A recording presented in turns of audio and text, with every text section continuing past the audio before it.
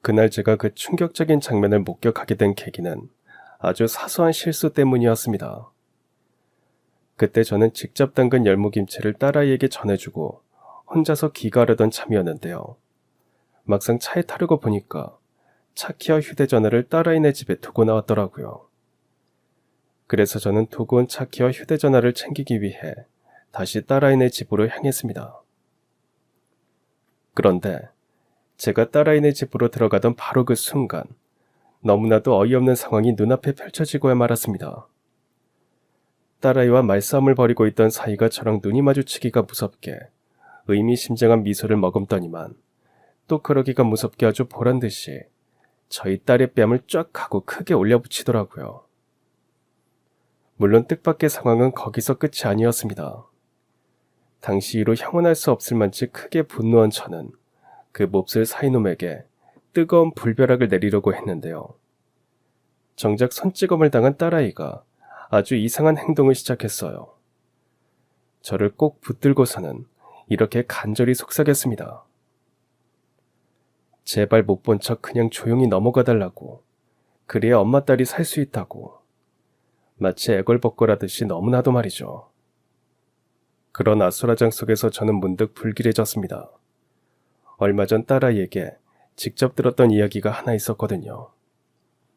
그 이야기는 바로 요즘 들어서 젊고 잘생긴 남자들이 딸아이가 유부녀라는 사실을 버젓이 알면서도 자꾸만 작업을 걸어온다는 이야기였습니다. 그런 이야기를 이미 알고 있던 저는 혹시 딸아이가 결국 외도라도 저질러서 사위에게 뺨까지 얻어맞으며 홍구멍이 나고 있었던 것일지도 모른다는 생각을 하게 되었는데요. 그로부터 며칠 뒤 딸아이가 혼자서 저를 찾아와서 대뜸 무릎부터 꿇었습니다. 그리고는 그간 있었던 모든 일들을 솔직하게 고백했죠. 그런 딸아이의 이야기를 듣는 내내 저는 그야말로 화딱지가 나서 견딜 수가 없을 지경이었습니다. 정말로 저희 딸아이가 외도를 저지르다가 사위에게 들키고 말았던 것일지, 아니면 딸아이와 사위 두 사람 사이에 제가 모르는 또 다른 사건이 있었던 것일지, 그 모든 진실이 담긴 사연을 지금 바로 시작해보겠습니다. 저에게는 아주 특별하면서도 뜻깊은 별명이 하나 있었습니다. 동네 이웃분들께서 직접 지어주신 그 별명은 바로 소뚜껑 여사님이었죠. 그런 저의 별명을 처음 접해보신 분들께서는 언뜻 음식 솜씨를 먼저 떠올리게 마련이에요. 소뚜껑 삼겹살집이나 돌솥밥 식당 같은 걸 운영해서 소뚜껑 여사님이라는 별명이 붙은 건가 하는 생각이 들기 쉬운 별명이거든요. 하지만 그건 오해에 불과한 생각일 뿐입니다. 왜냐하면 저는 식당을 운영할 만큼 뛰어난 음식 솜씨를 가진 사람이 아니거든요. 오히려 음식 솜씨가 좋지 않은 편에 속하죠. 그럼 소뚜껑 여사님이라는 별명은 대체 어떤 이유로 생겨난 거냐고요? 다름 아닌 이런 이유 때문이랍니다. 간밤에 고성방가를 질러대면서 행패를 부리고 돌아다니던 취객을 수지 엄마가 단번에 내쫓아버렸다면서. 하여간 수지 엄마는 참 대단한 사람이라니까. 제 아무리 기세 좋은 불안당들이라고 하더라도 우리 소뚜껑 여사님의 손에 붙들리기만 하면 추풍낙엽처럼 맥을 못 추니까 말이야. 그게 다 친정 쪽 피를 잘 물려받은 덕분이죠. 원래 저희 친정이 대대로 씨름장사 집안이잖아요. 저도 그 피를 물려받아서 학교 다닐 때까지만 해도 꽤나 이름난 유도 선수였고요. 그럼 그 불같이 정의로운 심성도 친정 내력이야? 보통 힘이 센 사람은 자기보다 약한 사람을 업신여기게 마련인데 우리 소뚜껑 여사는 단 한 번도 그런 모습을 보인 적이 없잖아. 그것도 집안 내력이라면 내력인 셈이죠. 어릴 적부터 부모님한테 소뚜껑처럼 크고 두꺼운 너의 손과 힘은 반드시 올바르게 사용해야 한다는 가르침을 받고 자랐거든요. 하기사 우리 소뚜껑 여사님이 행여라도 그 크고 두꺼운 손을 엉뚱한 일에 잘못 휘두른다면 그것만큼 위험한 흉기가 따로 없을 테니까. 여하간 늘 고마워. 소뚜껑 여사님 덕분에 매일 밤 아무 걱정 없이 편하게 잠들 수 있거든. 그렇습니다. 저에게 소뚜껑 여사님이라는 별명이 붙여진 이유는 제 손이 마치 소뚜껑처럼 크고 두껍기 때문이었어요. 이는 친정으로부터 물려받은 내력이었죠. 저는 대대로 씨름장사 집안이었던 친정의 내력을 제대로 물려받은 덕분에 여자임에도 불구하고 키가 180cm가 넘을 정도로 기골이 아주 장대한 사람이었어요. 또한 체격에 걸맞게 뼈도 통뼈인데다가 힘도 어지간한 남자들은 저리 가랄 정도로 엄청 센 편이기도 하고요. 제가 특유의 소뚜껑 같은 손으로 힘껏 내려치거나 혹은 멱살을 잡아서 업어치기를 시도하면 넘어가지 않을 사람은 아마 몇 없을걸요. 아무튼 그러는 한편으로 저는 불의를 보면 절대로 참지 못하는 불같은 성격을 가지고 있어요. 제가 타고난 장대한 기골과 힘, 그리고 소뚜껑 같은 손은 불의에 맞서 싸우기 위한 것이라고 생각하며 지금껏 살아왔거든요. 물론 단순히 말로만 자부하는 생각은 절대로 아닙니다. 저는 저희 마을의 자율방범 대장으로 활동하면서 주민들에게 행패를 부리는 불안당들을 저의 소뚜껑 같은 손으로 숱하게 물리쳐왔거든요. 상황이 그러다 보니 저를 향한 이웃 주민들의 인망은 자연스럽게 높아져만 갔는데요. 그건 저희 사돈댁 또한 마찬가지였습니다. 저희 딸이 막 결혼식을 올린 새댁이던 무렵의 일이었습니다. 그때 저와 딸아이는 사위 그리고 사돈네와 함께 저녁 외식을 막 마친 참이었어요.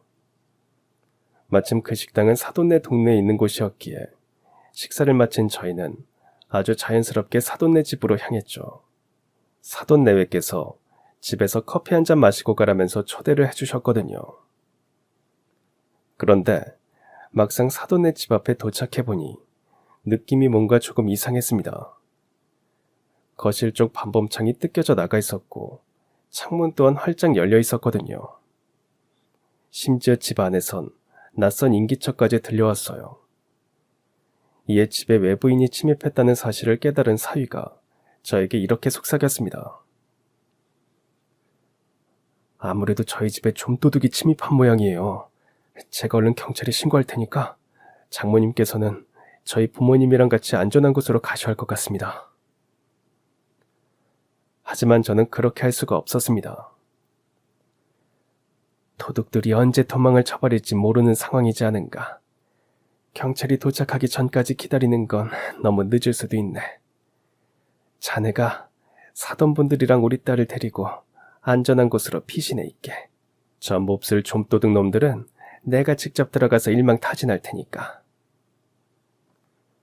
말을 마친 저는 곧장 창문을 훌쩍 뛰어넘어서 혈혈단신 집으로 들어갔습니다. 그랬더니 아니나 다를까 젊은 좀도둑 놈들 2명이서 사돈네 집을 한창 털고 있더라고요. 그들은 둘 다 덩치가 제법 큰 장정들이었지만 저는 전혀 겁먹지 않았습니다. 오히려 위풍당당하게 외쳤죠. 예끼 이놈들아, 젊은 놈의 자식들이 정직하게 일해서 벌어먹지는 못할 망정. 이게 대체 무슨 못돼 먹은 짓거리냐?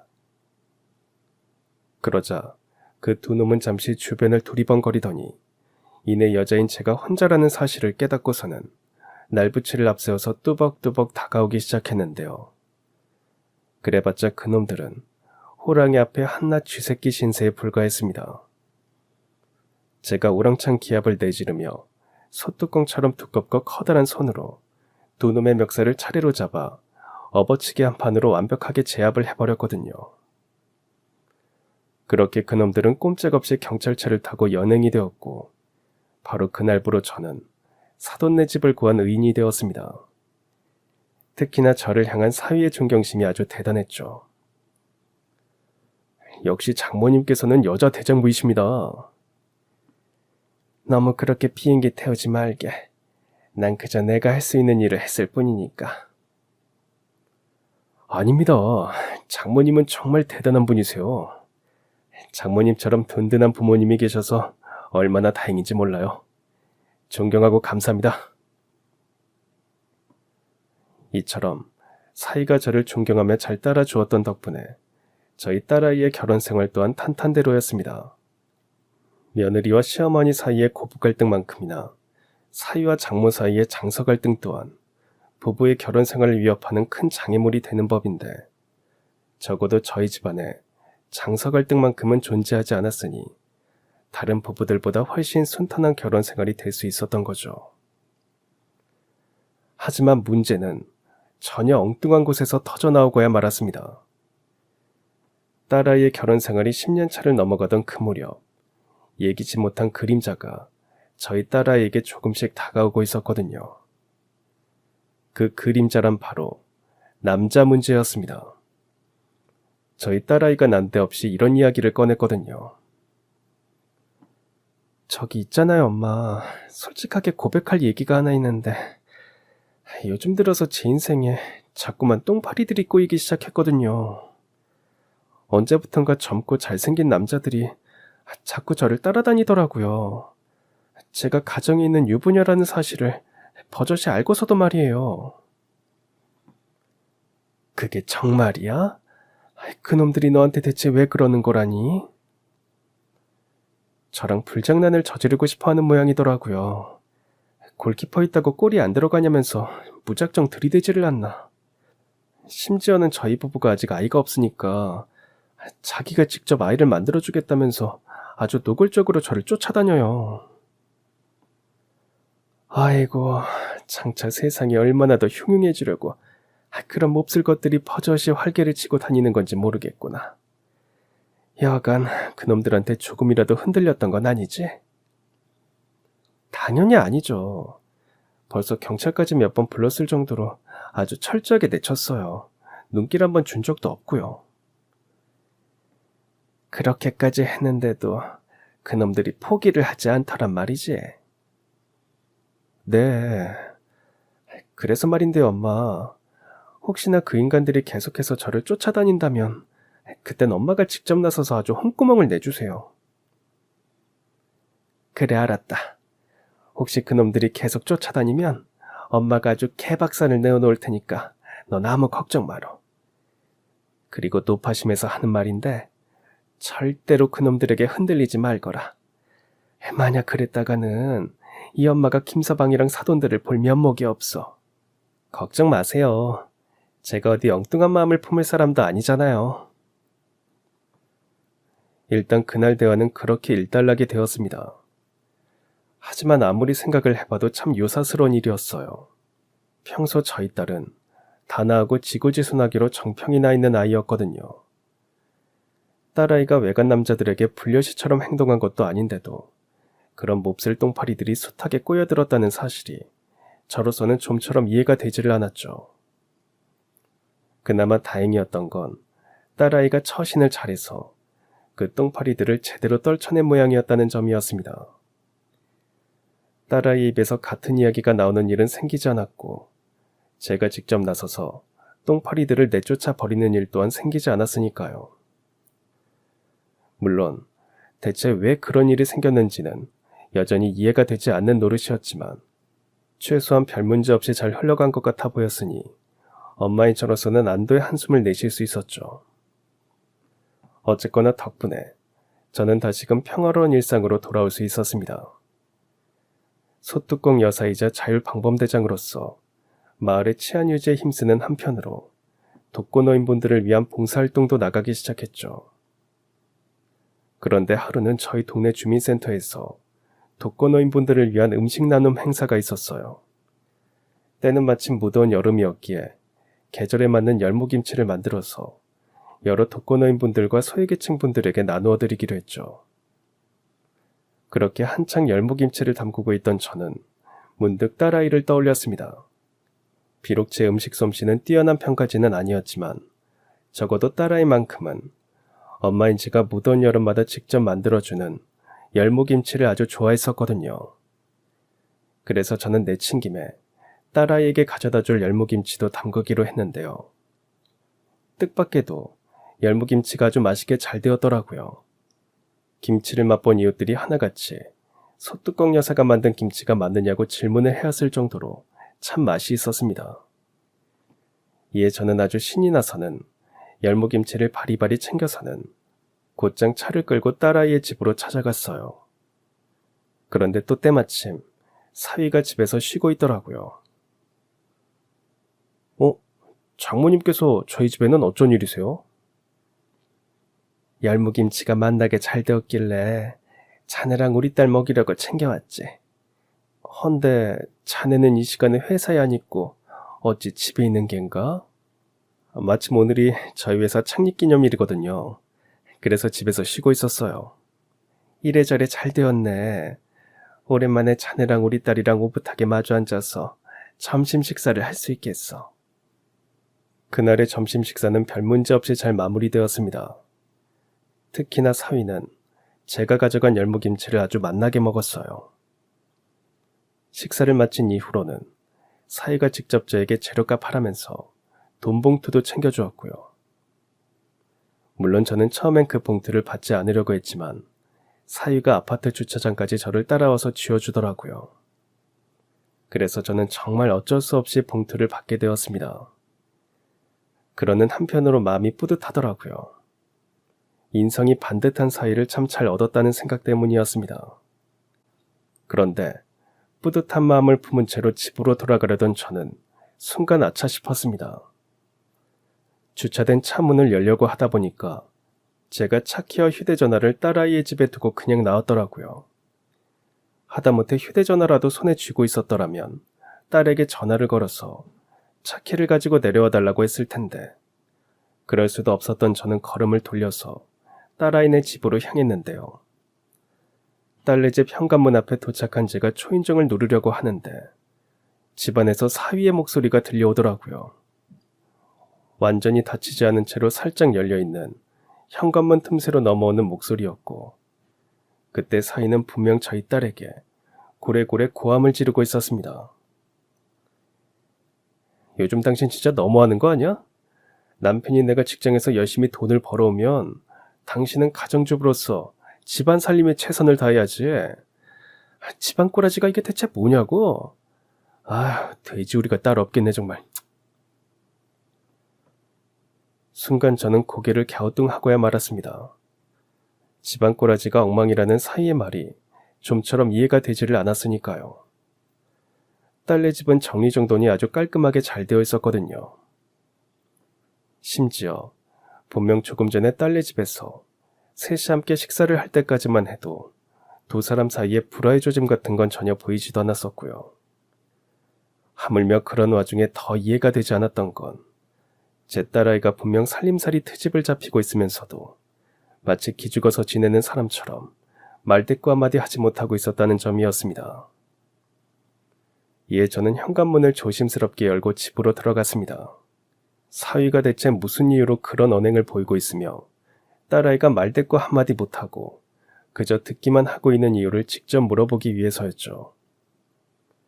만약 두 사람 사이에 사소한 오해가 있었고 그 오해로 인해서 다툼이 벌어진 거라면 엄마이자 장모로서 두 사람의 다툼을 중재해주기 위한 목적도 있었고요. 하지만 그날 저는 두 사람을 중재할 수가 없었습니다. 사위가 집으로 들어온 제 모습을 발견하기가 무섭게 마치 보란듯이 제 딸아이의 뺨을 냅다 올려붙였으니까요. 졸지에 딸아이가 손찌검당하는 모습을 목격하게 된 저로서는 고함을 지르지 않을 수가 없는 노릇이었습니다. 자네 지금 이게 무슨 짓인가? 어디 남편이 안사람의 뺨에 손찌검을 하느냐고? 그러자 사위는 마치 저의 화를 돋구고 싶어하는 사람처럼 대답했어요. 그러는 장모님이야말로 남의 집에는 왜 마음대로 들어오십니까? 아무리 딸네 집이라고 해도 결혼해서 분가한 이상 여기는 엄연히 남의 집입니다.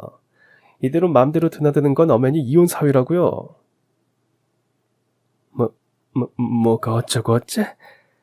그게 지금 사위가 장모한테 할 소린가? 내 눈에 보이기로는 집안 정리정돈이 깔끔하게 아주 잘 되어 있는데 대체 무슨 이유로 우리 딸을 쥐잡듯 잡고 있는 게야? 자네는 처가댁이 무섭지도 않은가? 왜요? 저를 한 대 치기라도 하시려고요? 네, 좋습니다. 어디 마음껏 한번 두들겨 패보시던가요. 그래봤자 저는 눈꽃만큼도 무섭지 않으니까. 그런 망발을 들으며 저는 결국 인내심의 한계를 맞이하고야 말았습니다. 저놈의 정신머리 없는 인간을 당장에 맺혀다가 바닥에 꽂아놓고 싶었어요. 하지만 그런 저를 말린 사람은 다름 아닌 딸아이였습니다.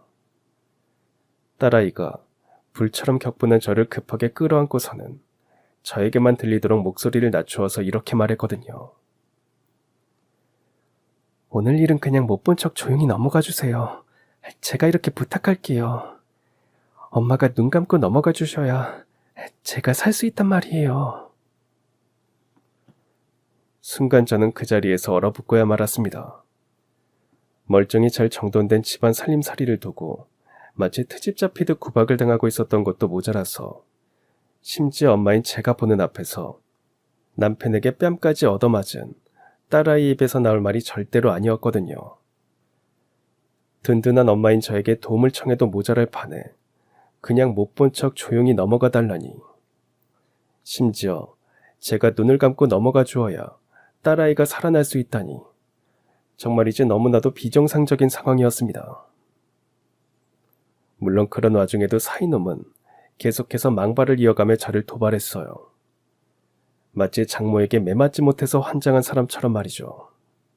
이처럼 모든 것들이 혼란스러운 상황 속에서 제가 선택한 행동은 일단 그 자리에서는 차키와 휴대전화만 챙겨서 조용히 물러나는 것이었습니다. 제발 한 번만 조용히 넘어가 달라는 딸아이의 속삭임이 너무나도 애절하고 절박하게 들렸으니까요. 다만 그럼에도 저는 엄마로서 할 수 있는 최선의 선택을 내렸습니다. 딸아이네 집을 떠나며 아파트 경비실에 들려서 두 사람의 부부싸움을 말려달라고 부탁을 드렸거든요. 조금 전에 딸아이가 사위에게 뺨을 얻어맞는 모습을 제가 직접 목격했으니 혹시라도 사위가 또 손찌검을 하는 것 같으면 언제든 저에게 연락을 달라는 부탁도 함께 드렸죠.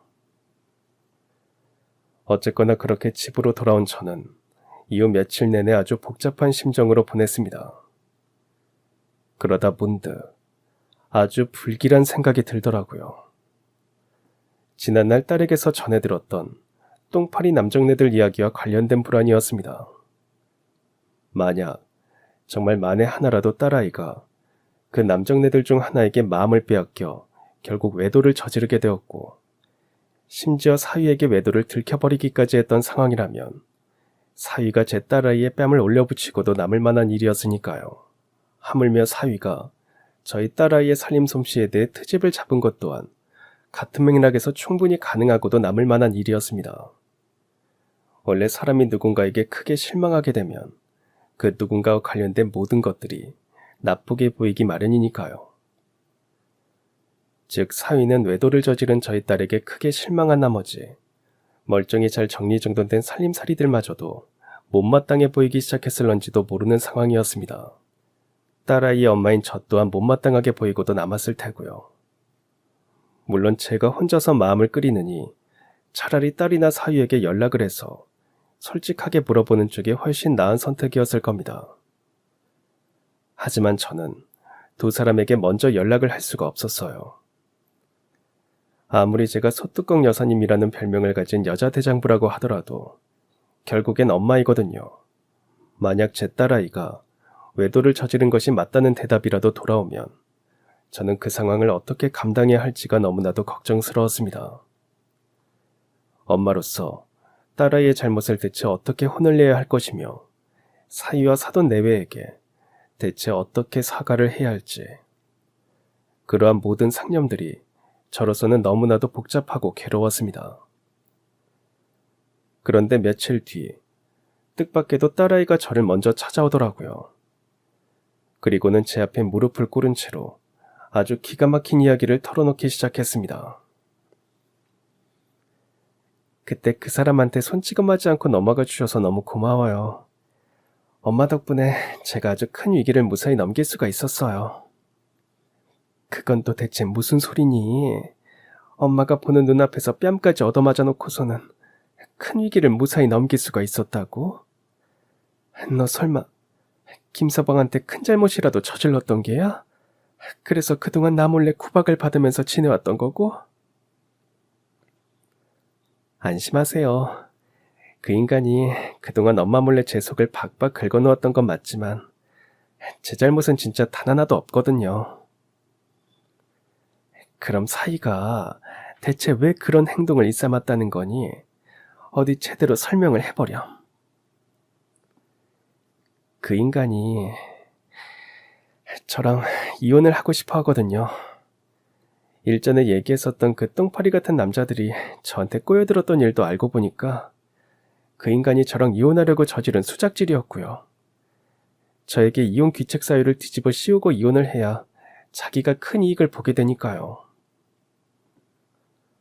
그날 딸아이가 저에게 들려준 진실은 이랬습니다. 저희 딸아이가 언젠가부터 꼬여들기 시작한 똥파리 같은 남자들을 모두 떨쳐낸 직후 웬 의문의 중년산의 한 사람이 저희 딸아이를 찾아왔다고 합니다. 단도직입적으로 묻겠습니다. 사모님께서는 남편분을 얼만큼 사랑하십니까? 아저씨는 대체 누군데 뜬금없이 찾아와서 그런 질문을 하는 거죠? 우선 제 질문에 대답부터 해주십시오. 대답 내용에 따라서 제가 사모님께 큰 도움을 드릴 수도 있고 아니면 아무것도 말하지 않은 채로 그저 입을 꾹 다물고 사라질 수도 있거든요. 순간 심상치 않은 상황임을 깨달은 딸아이는 사이를 향한 지고지순한 사랑을 솔직하게 말했죠. 만약 신께서 저에게 세상 전부를 다 줄 테니 남편이랑 이혼하라는 제안을 걸어온다면 제 대답은 딱 하나뿐입니다. 어차피 저는 이미 세상 전부를 다 가진 사람이라고 말이에요. 사모님께서 말씀하시는 세상 전부라는 것은 결국엔 남편분을 말씀하시는 것이겠군요. 당연하죠. 저에게는 그 사람이 이 세상의 전부거든요. 역시 사모님께서는 남편분을 아주 많이 사랑하시는군요. 참 멋지십니다. 그런데 어쩌죠? 사모님을 향한 남편분의 사랑은 이미 모두 다 식어버린 것 같은데. 그건 또 무슨 소린가요? 그 전에 아저씨는 대체 누구냐고요? 저는 남편분에게 고용된 사람이었습니다. 그 사람이 사모님과 이혼을 도모하기 위해서 흥신소 사장인 저를 거액의 현금을 주고 고용했거든요. 네, 맞습니다. 그 이문의 중년 사내는 흥신소 사장이었다고 해요. 사위가 그 사람을 고용한 이유는 다름 아닌 저희 딸아이와의 이혼이었으며 그 목적을 위해 흥신소 사장에게 사주한 계략은 바로 이것이었습니다. 얼마 전부터 사모님 곁에 꼬여들기 시작했던 젊고 잘생긴 남자들은 사실 제가 남편분의 사주를 받아서 사모님한테 보낸 사람들이었습니다. 다들 술집에서 일하는 남자 작부였고요. 그게 다 저희 남편이 벌인 짓이었다고요? 맞습니다. 목적은 단 하나. 사모님으로 하여금 젊은 남자들과 외도를 하게 만든 다음에 이혼 기책 사유를 뒤집어 씌우려는 것이었죠.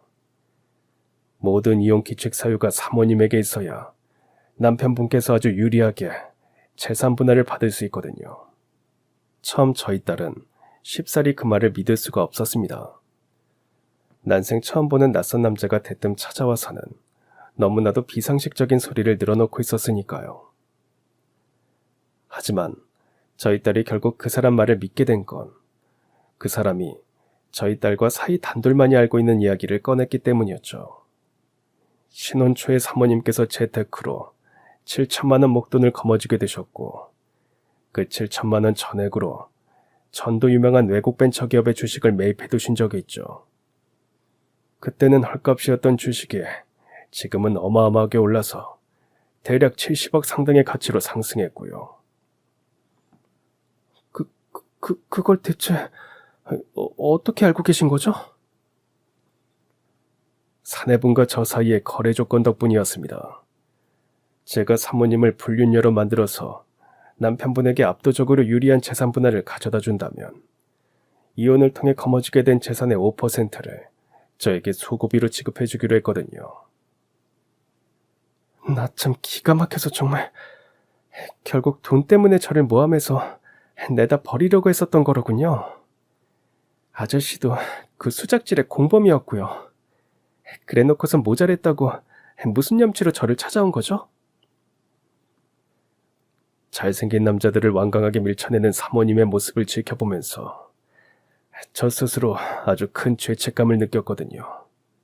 제 한평생 사모님처럼 남편을 사랑하는 사람은 본 적이 없는데 그토록 훌륭하고 지고지순한 사모님께 지금 내가 대체 무슨 만행을 저지르고 있는 건지 죄스럽고 후회스러웠습니다. 제가 그 말을 어떻게 믿죠?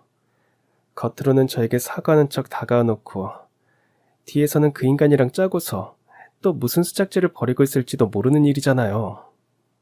저희 사무실 주소를 알려드릴 테니 내일쯤 찾아가 보십시오. 저는 오늘부로 이 더러운 일을 정리하고 새 삶을 찾아가기로 결심을 했으니 내일 찾아보시면 저희 사무실은 이미 폐업하고 없을 겁니다. 그리고 사모님을 위해 몇 가지 조언을 해드리겠습니다. 그렇게 말한 그 남자는 장차 사위가 저희 딸아이에게 어떤 행동으로 하게 될 거라는 예상을 미리 귀뜸해 주었고, 그러한 사위의 행동으로부터 딸아이가 어떻게 대응하면 이혼 규칙 사유를 뒤집어 쓰지 않으면서도 동시에 상황을 역으로 역전시킬 수 있을지에 대해서도 알려주었다고 해요. 더욱이 그날 저희 딸에게 엎드려 백배 사죄한 그 남자는 약속대로 흥신소를 폐업한 뒤 양재 바른 곳에서의 새 삶을 찾아서 호련히 떠나갔고요. 아무튼 그런 흥신소 사장 덕분에 저희 딸은 그 몹쓸 인간의 추악한 속셈을 모두 꿰뚫게 되었는데요. 아니나 다를까 그 몹쓸 인간은 흥신소 사장이 미리 예상해서 저희 딸에게 귀뜸해 주었던 그대로의 행동을 보이기 시작했다고 합니다. 흥신소 사장과의 연락이 두절되고 나니까 그 인간 마음이 급해진 모양이더라고요. 저를 불륜녀로 만들려는 수작질은 물 건너가 버린 것 같으니 또 다른 방법을 찾아내서 저를 몹쓸 아내로 만들려고 애를 써대기 시작했어요. 그 몹쓸 방법이라는 것이 혹시 일부러 온갖 트집을 잡아가면서 너의 속을 팍팍 긁어놓으려는 것이었니? 맞아요. 진짜 말 같지도 않은 트집으로 제 속을 팍팍 긁어놓으면서 입만 열었다 하면 그러다 한 대 치겠다는 둥, 여자 손에 맞아봤자 얼마나 아프겠냐는 둥, 아주 대놓고 저를 도발하더라고요. 그건 나한테 했던 언행이랑 똑같은 거잖니. 그때도 분명 나한테 매맞지 못해서 환장한 사람처럼 행동했었어. 아무래도 엄마한테도 일부러 그랬던 것 같아요. 그 인간이 새로 찾아낸 이혼 방법이 바로 매맞는 남편이 되는 것이었거든요. 네, 맞습니다. 그 몹쓸 인간은 주식 덕분에 생긴 70억이라는 거금에 그만 눈이 돌아버린 나머지 어떻게 해서든 저희 딸아이에게 귀책 사유를 뒤집어 씌워서 이혼을 하려고 환장한 사람이 되어버렸던 것이었어요. 이혼 귀책 사유가 딸아이에게 있다는 쪽으로 판결이 나면 그 인간은 압도적으로 유리한 재산 분할을 받게 될 뿐더러 이혼 위자료 또한 덤으로 챙겨갈 수 있을 테니까요. 그러기 위해 그 인간이 흥신소 사장까지 동원해가며 벌였던 첫 번째 수작질이 바로 저희 딸에게 젊고 잘생긴 남자들을 보내서 불륜을 저지르게 만드는 것이었고, 그 계획이 실패한 다음에 찾아낸 방법은 일부러 저희 딸을 자극해서 손찌검을 하도록 만드는 것인 모양이었습니다. 저희 딸에게 불륜을 뒤집어 씌워서 이혼 판결을 받게 되든 그놈이 매맞는 남편이 되어서 저희 딸의 가정폭력을 사유로 이혼 판결을 받게 되든 결국엔 재산 분할만 많이 받아가게 되면 그만일 테니 말이죠. 하지만 흥신소 사장의 조언 덕분에 그러한 상황이 벌어질 것을 미리 알고 있었던 저희 딸은 그 인간이 아무리 속을 박박 긁어놓는다고 한들 일절 큰 소리 한번 내지 않은 채로 꼭 참았다고 해요. 딸아이가 홧김에 그 인간에게 손이라도 한번 댔다가는 가정폭력범으로 몰려서 불리한 이혼을 당하게 될 테지만 꼭 참고 대응하지 않은 채로 그 인간의 언어폭력을 꾸준하게 녹음을 해놓는다면 결국엔 저희 딸에게 유리한 이혼이 되게 마련이거든요. 그래서 딸아이는 꾸준히 녹음을 하면서 일절 큰 소리 내지 않은 방식으로 이혼 소송을 위한 증거를 수집해오고 있었는데요. 그러던 중 딸아이를 구박하는 모습을 저에게 들켜버린 사위는 자기 딴에는 참 좋은 생각을 떠올렸던 모양이었습니다. 장모인 제 성격이 워낙에 불같으니 그런 제가 보는 앞에서 딸아이에게 손찌검을 하면 크게 분노한 제가 그 인간을 아주 묵사발로 만들어 놓는 건 어찌 보면 당연한 수순이었으니까요.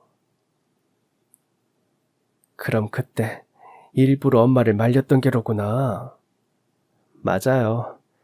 그 인간의 머릿속에서 굴러가고 있는 음흉한 생각이 아주 훤히 보였거든요. 아무리 속을 긁어도 제가 꿈쩍도 하지 않고 저를 구박하는 모습을 엄마한테 들켜버리기까지 했으니 아마 그 순간 그 인간은 장차 벌어질 이혼 소송을 차라리 쌍방과실로 이끌어내는 것이 낫겠다는 판단을 내렸던 것 같아요. 아니, 분명 그러고도 남았을 거예요. 당시 딸아이의 생각은 충분히 일리가 있는 말이었습니다. 하늘 아래 털어서 먼지 안 나오는 사람은 없다는 말이 있듯이 이혼 소송이라는 것이 결국에는 부부 두 사람 중 누가 더 큰 잘못을 했느냐의 싸움이거든요. 그런 측면에서 보았을 때 그 인간은 저희 딸과의 이혼 소송을 과실 비율 싸움으로 몰고 가려고 작정을 했던 모양이었습니다. 제 딸아이가 얻어맞은 뺨은 딱 한 대뿐이지만 불같이 분노한 제가 만약 그 인간에게 손을 댔더라면 꼴랑 전체 사주 정도로 끝나지 않을 것임이 분명했어요. 그렇다는 건 자연스레 저희 딸에게 훨씬 높은 과실이 책정되게 마련이고요. 그래서 사위는 그날 일부러 저에게 매를 맞기 위해 온갖 망발을 다 꺼내가며 저를 자극했었던 것이었습니다. 다시 생각할수록 참으로 아찔한 상황이었죠. 자칫했다가는 제 손으로 딸아이를 불리한 지경에 놓이게 만들 수도 있었으니까요. 아무튼 거기까지 생각이 미치게 된 저는 동시에 딸아이가 참으로 자랑스럽게 느껴졌습니다. 낳아준 엄마 앞에서 뺨을 얻어맞는 모습을 보이는 것만큼이나 비참하고 죄스러운 상황이 또 없을 텐데 딸아이는 그런 비참한 심정을 꼭 참아내며 장차 벌어질 큰 싸움을 위해 끝끝내 저를 말려주었으니까요. 더군다나 그날 딸아이가 끝끝내 엄마를 말려준 덕분에 저는 의도치 않게 딸아이에게 아주 유리한 증거 하나를 만들어준 셈이 되기도 했습니다. 내가 너에게 아주 유리한 증거를 만들어줬다고? 그게 뭐니? 엄마가 그날 경비원 아저씨를 통해서 싸움을 말려주셨잖아요. 그때 엄마가 보는 앞에서 딸아이가 뺨을 얻어맞았다는 이야기를 경비원 아저씨한테 해주신 덕분에 경비원 아저씨께서 지난 며칠 내내 저희 집을 예의주시하시기 시작하셨어요. 또 그랬던 덕분에 경비원 아저씨께서도 그 인간이 저를 얼마나 못살게 괴롭혔는지 잘 알게 되셨고요. 그럼 경비원 분께서 장차 이혼 소송이 벌어지면 증인을 서주기로 하신 거야? 당연하죠. 경비원 아저씨도 어쩌면 그렇게 몹쓸 남편이 다 있냐면서 크게 격분하셨거든요. 이게 다 엄마가 치솟는 분노를 꼭 참아내고 현명한 행동을 해주셨던 덕분이에요. 정말 너무 감사해요. 고맙기는 난 그저 엄마로서 당장 할 수 있는 최선의 선택을 내렸을 뿐인걸. 하물며 이 엄마는 지금 너에게 너무나도 미안한 심정이란다. 우리 딸이 그런 사람이 아니라는 걸 버젓이 알고 있으면서도 한때나마 네가 혹시 외도를 저질렀을지도 모른다는 생각을 했었으니까. 그런 말씀 마세요. 그게 어떻게 엄마 잘못이겠냐고요.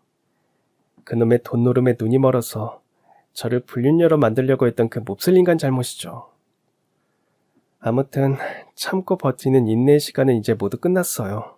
그동안 그 인간이 제 속을 긁어놓기 위해 퍼부어댔던 온갖 언어 폭력을 녹음한 파일이 버젓이 제 손에 쥐어져 있겠다. 경비원 아저씨께서도 그동안의 일에 대해서 증인을 서주겠다고 약속도 해주셨겠다. 이제 남은 건 그 쓰레기 같은 자식에게 천벌을 내리기 위한 반격의 시간들 뿐이니까요. 그래, 참 장하다 우리 딸. 그동안 참고 버티느라 힘들었을 텐데 잘 이겨내 주었어. 이제 우리 모녀가 힘을 합쳐서 그 몹쓸 인간을 지옥불 속으로 추락시켜버리자꾸나. 이로써 그 몹쓸 인간의 본색을 모두 알게 된 저는 딸아이와 함께 당당하게 법원으로 향했습니다. 그리고는 일말의 주저함도 없이 그 몹쓸 인간을 상대로 이혼 소송장을 제출했죠. 다만 당시 저희 모녀는 지난날 그 몹쓸 인간이 흥신소 사장을 고용해서 딸아이의 불륜을 조장하려고 했었던 사실만큼은 소송장에 적어넣지 않았습니다. 딸아이가 흥신소 사장을 굳이 법정으로 끌어들이고 싶어 하지 않았거든요.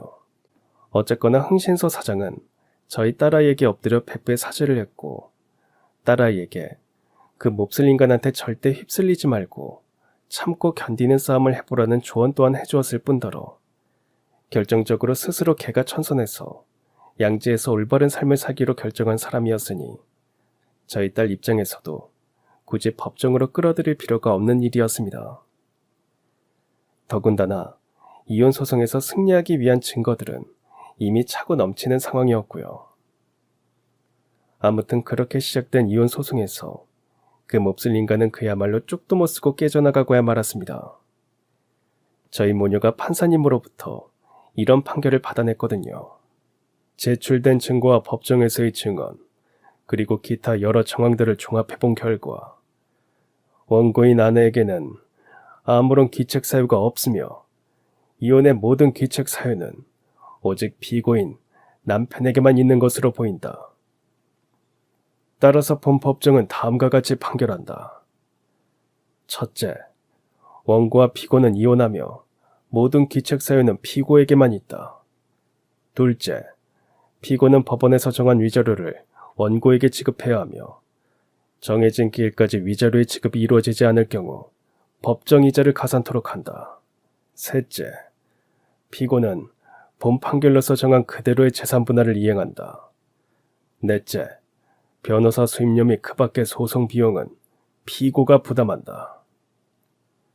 이로써 저희 모녀는 그 몹쓸 인간과의 다툼에서 아주 완벽한 승리를 거둘 수 있게 되었습니다.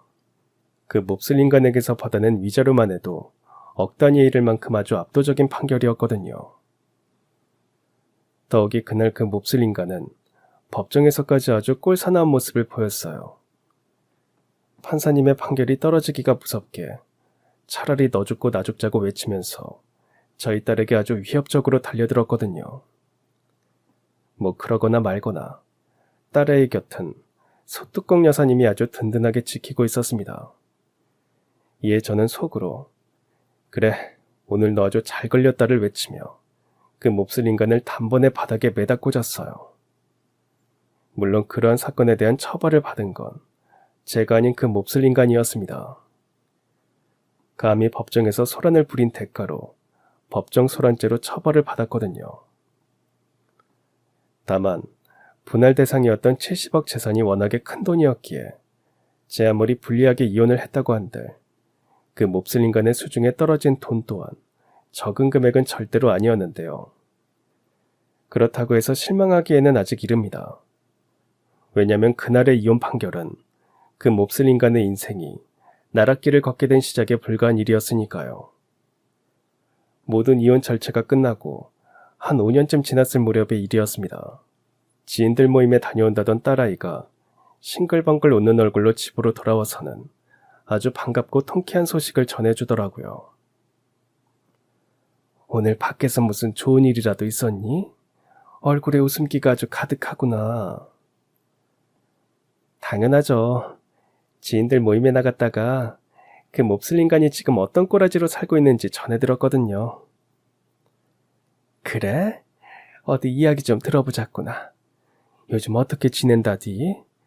설마 쟤까지 꽤 잘 먹고 잘 지내는 건 아니겠지? 설마 그럴 리가 있겠어요.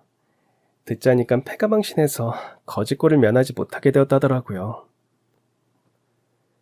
이혼할 때 분할받아간 재산이 절대로 작은 금액이 아니었잖니. 근데 그 큰 돈을 다 어디다 날려먹었길래 거짓골로 전전하면서 지내게 된 거라니? 결국엔 그놈의 돈 욕심 때문이죠. 뭐 그냥 가만히 가지고만 있어도 평생의 재산이 될 만한 그 큰 돈을 글쎄 어디서 듣도 보도 못한 주식에 통으로 몽땅 털어넣었다가 하루아침에 상장 폐지가 되는 바람에 싹 다 날려먹었다더라고요. 네, 맞습니다. 그 모지리 같은 인간은 결국 자기 인생을 스스로 말아먹게 되었어요. 이혼할 때 보았던 손해를 어떻게 해서든 다시 메꿔 보겠답시고 돈 굴리는 재주는 전혀 없는 주제에 무작정 이상한 주식을 몽땅 사들였다가 그 주식이 상장 폐지가 되어버리는 바람에 그야말로 알거지가 되어버렸거든요. 하물며 그날의 폐가망신 소식이 더더욱이 뜻깊었던 건 바로 이런 이유 때문이었습니다. 그나저나 이혼하면서 재산 분할받은 돈으로 산 상가 건물은 앞으로 어떻게 할 예정이니? 갑자기 그건 왜요? 어디서 땅값 떨어진다는 소문이라도 들으셨어요? 오히려 그 반대야. 우리 딸 상가 건물 근처에 지하철역이 새로 개통될 예정이라더구나. 역시 그럴 줄 알았어요. 그 동네 돌아가는 모습을 보아하니 머지않은 시점에 개발 열풍이 시작되겠구나 싶었거든요. 그럼 그래서 일부러 그 건물을 매입했던 거야? 역시 우리 딸은 앞날을 내다보는 해안이 대단하구나. 돈 굴리는 재주도 엄청 대단하고. 하기사 그러니 주식으로 70억씩이나 벌었던 거겠지. 여하간 앞으로 그 건물은 어떻게 할 생각이니? 값어치가 이미 많이 올랐으니까 지금 바로 파는 게 좋을까? 아니면 계속 가지고 있어 볼 생각이니? 만약 앞으로 건물값이 떨어질 것 같으면 지금 파는 게 훨씬 나을 것 같긴 한데. 건물값이 지금이 절정이라면 당장 파는 게 맞겠지만 전 그러고 싶지가 않아요. 제가 봤을 땐 앞으로도 계속 값어치가 올라갈 것 같거든요. 이에 딸아이는 상가 건물을 계속 가지고 있어 보기로 결정을 했는데요. 그랬더니 역시나 딸아이의 예상대로 건물의 값어치가 계속해서 끊임없이 올라가지 보여요. 아무래도 제 딸아이는 재테크에 타고난 기재인 모양이었습니다. 그렇지 않고서야 폐가망신하기 일수라는 주식을 통해서 70억씩이나 되는 거액의 수익을 거둘 수 있었을 리가 만무하고, 더욱이 상가 건물 또한 나중에 팔수록 이익이라는 판단을 내리기도 힘들었을 테니까요. 제 아무리 상가 근처에 지하철역이 개통될 예정이라고 하더라도 돈의 흐름은 워낙에 종잡을 수 없는 것이기에 언제 어떤 사유로 폭락을 맞게 될지 쉽사리 예측할 수 없는 법이잖아요. 그럼에도 저희 딸아이는 그 어려운 예측에 성공해서 다시금 재산을 크게 불릴 수 있었으니 이만하면 정말이지 재테크의 기재라는 별명을 붙여도 모자랄 지경 아닐까요? 아무튼 거꾸로 생각해보면 지난날 그 몹쓸 인간의 가장 큰 패착은 다름 아닌 저희 딸과 이혼한 것이었습니다. 괜한 욕심 때문에 설치지 말고 그저 좋은 남편 노릇만 묵묵히 했더라면 재테크의 기재인 저희 딸 덕분에 한평생 갑부소리를 들으면서 살 수 있었을 텐데 그 귀한 복을 제까짓게 스스로 뻥 하고 걷어차버린 꼴이니까요. 이렇게 사연을 마치며 저는 오늘도 소뚜껑 여사님이자 자칭 방범대장으로서 마을의 평화를 위해 힘쓰고 있습니다.